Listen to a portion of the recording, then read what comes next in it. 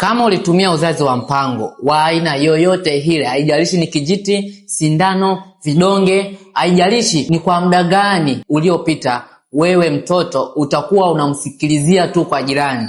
Jambo la kwanza, hakikisha unafanya detoxification, kwenda kuondoa vile vichocheo vilivyopandikizwa na uzazi wa mpango, kwa sababu hivi vichocheo kadiri siku iendayo kwa Mungu ndiyo vinazidi kuongezeka na kushambulia mfumo wako wa uzazi, ukashindwa kubeba ujauzito. Jambo la pili, hakikisha unapata dawa maalum kurekebisha vile vitu vilivyoathirika kulingana na uzazi wa mpango uliowahi kuutumia, kama hormones za uzazi kupungua ubora, kwenda kuondoa yale makando ya uchafu yaliyosalia au yaliyozalishwa kupitia sumu ya uzazi wa mpango. Hayo ni mambo yanayoweza kukupelekea ukashindwa kubeba ujauzito. Na jambo la tatu, baada ya kutumia matibabu na hormones zako zimerudi kama kawaida, hakikisha unafahamu siku za kuingia hedhi, hakikisha unafahamu siku zako za hatari ni zipi, lakini hakikisha unafahamu mzunguko wako wa hedhi ni wa siku ngapi. Hii itaweza kukusaidia utakapohitaji kubeba ujauzito kwako iwe rahisi sana.